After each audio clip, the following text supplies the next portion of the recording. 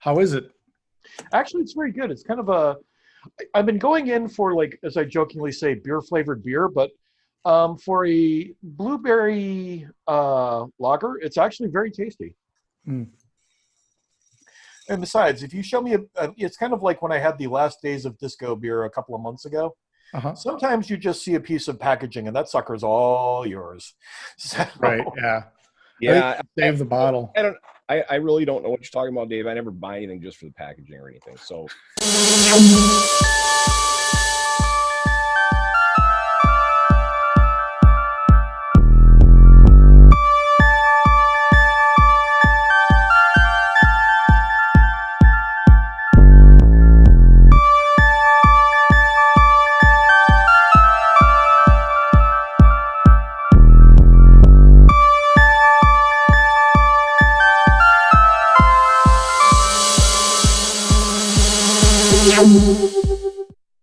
I also never buy anything just for the packaging. not even a little bit. No, I've had this unopened box of Fruit Brute for 6 years. that's awesome. I should do one of those unboxings of it and eat it and then throw up for 10 minutes like that one guy does with those MREs from 1937. Oh God! Why would anyone do that? Have you ever seen those videos? No, and I'm not going to either. Oh, he's got a series of he orders these rare MREs that are unopened, and he opens them up and he does what he can to cook them, and then he eats them, and and sometimes they're edible, and sometimes they result in immediate evacuation of his thorax. I remember as a kid, my dad had some of his sea rats from back in the day. And I tried a few of them, and it was like, wow, there's a lot of good things about the military. Clearly, the food isn't one of them. You know, this stuff tastes like a mixture of Kix and Lucky Charms. That's kind of Fruit Brute tastes kind of nasty. It's a cherry flavored cereal. Oh, really? Which cherry's fine, but cherry and milk, not so much. Hi, I'm John Kadolf, 1/3 of Us Three Blokes, and we're here for a double header today. We're going to be doing one video now and one video next, so you can watch them separately, while, between bathroom breaks, and you're going to love it. Or you could watch us on your phone while you're in the bathroom. Yeah. I have a very good friend of mine who actually lives in Milwaukee, who is such a film fiend that he literally does cast to a laptop in his restroom when he's walking around the house. Wow. Yeah. Yep. I'm Dave Nesbitt, the second part of Us Three Blokes. And the semi-permanent drunken house guest. Yeah. I'm Dan Carlson, the last third. And we're currently going to be reviewing a film called. I was trying to make that work as a pun on last third, but I didn't. Okay. It just sometimes doesn't. Yeah. So we're going to be reviewing two films today, starting with The Babysitter. From 2007. Okay, here's my review. It's perfect. The end. Okay, somebody give me a beer. I'm going.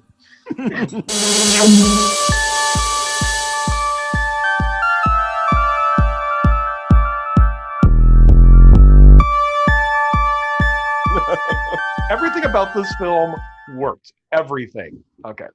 Really? There are a couple things I was not as keen on, but I loved it overall. First movie? Yeah. Well, both of the Babysitter. Unlike my background here. Well, both of them are fantastic. But one thing I did not like that John actually loved was all the constant movie references. Yeah, I thought that was freaking awesome. Which I thought was great in Scream, and where it was actually related to the plot, and there would be a reason for people to do it. In this movie, it just kind of felt like hey, you guys saw that too, right? Yeah, but that's kind of the fun part of this film is that it's all very much a nod and a wink to those of us who are, who are fans just of like a certain style of horror. I live my life like these characters, constantly spouting out erroneous movie quotes that people most of the time don't get. And so I sit there and chuckle to myself. And when I finally meet that person who, I'll say something like, yeah, I'll tell them Large Marge sent me. And then suddenly they turn around. I see, somebody turns around and goes, ha, awesome. That's a person I can get along with.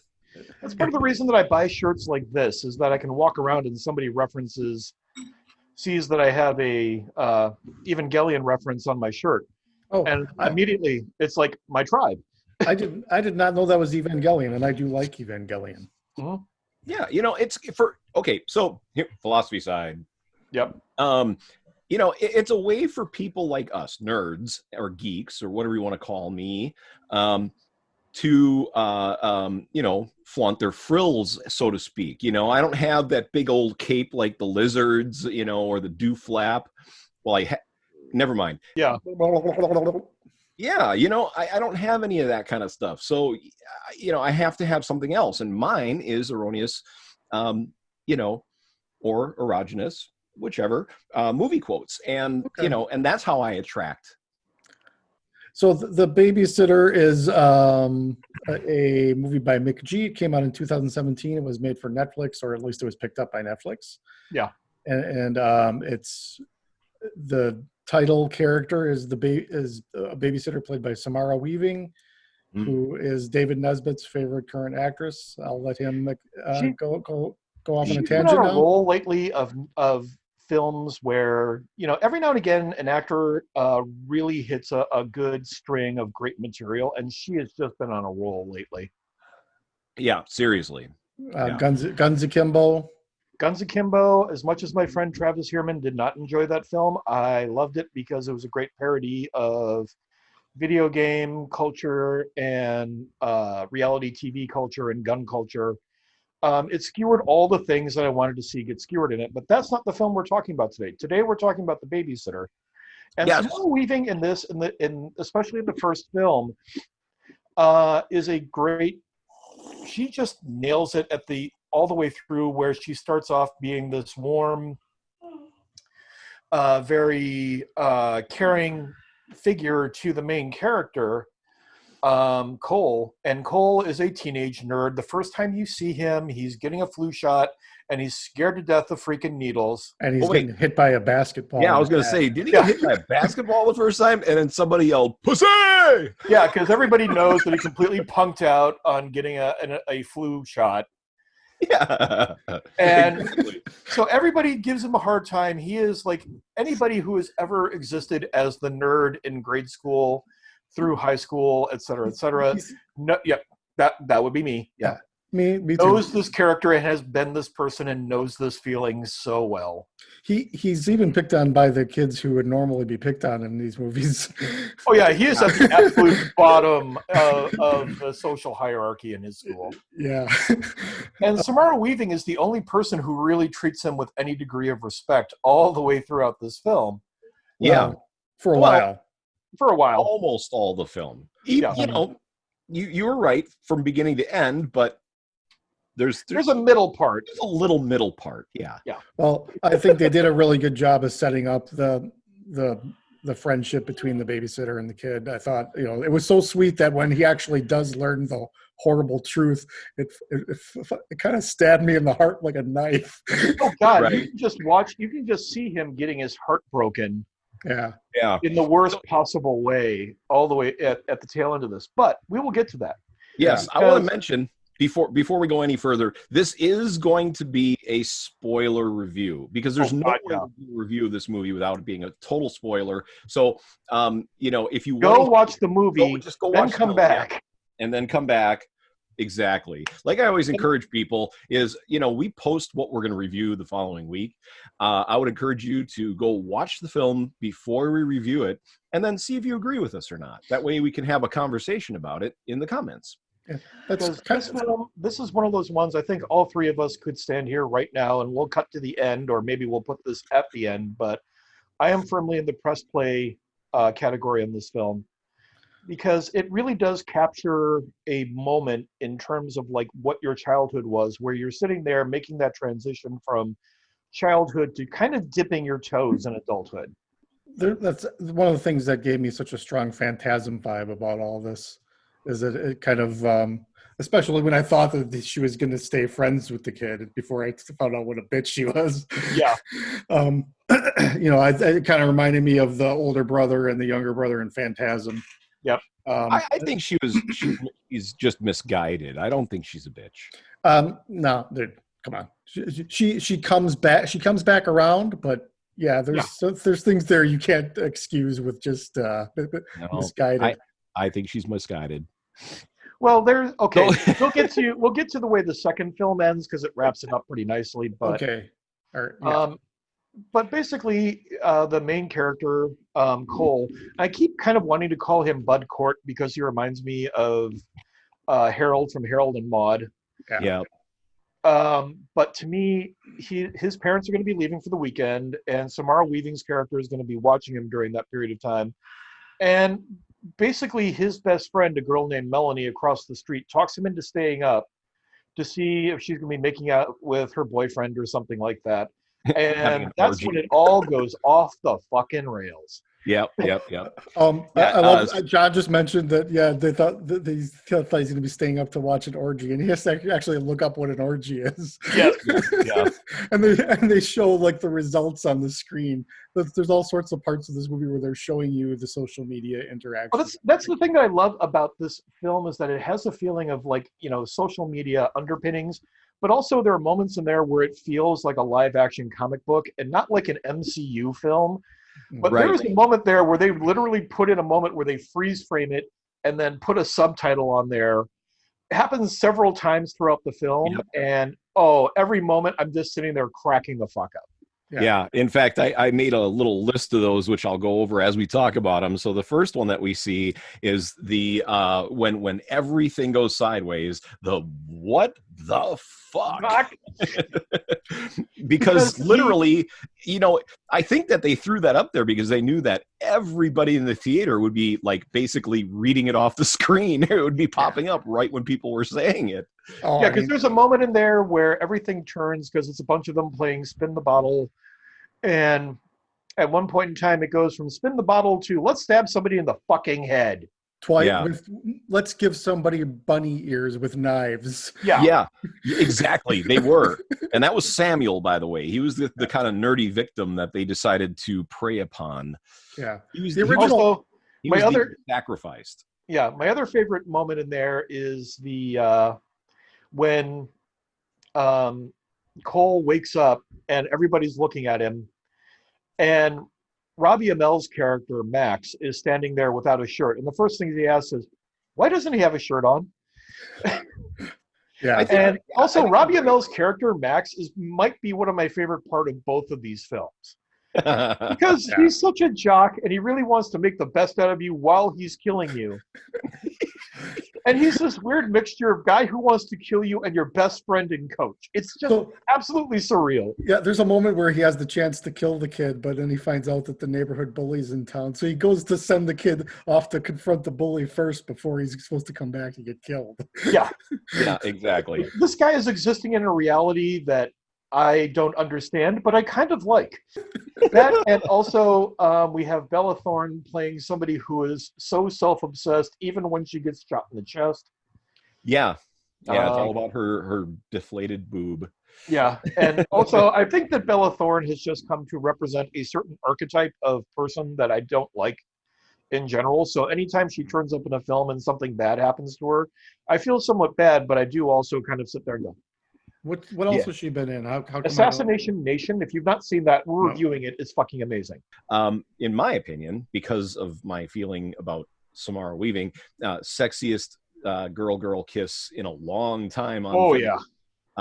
There with Allison. Okay, so anyways, that all happens. Stabs to the head. The kid sees it all, tries to escape. He wakes up tied to the chair, and they're asking him about stuff, and B says, well, it was for a science project, and he goes, the orgy? No, the blood. I love it. And he's cutting the ropes with his blade, and they can see him doing it in the mirror. I love it. I just love that there's also another piece of subtitling there where it's you just see pocket knife, bitches. That there's a case, and there is so much overkill in this film. It's like people don't die. Oh no, they die in the most biggest horrible, bloody method you can get. We have somebody getting their head blown off. We have somebody falling down over a stairwell, down 3 flights of, basically 3 floors, and then landing on a piece of glass, and then something landing on his head.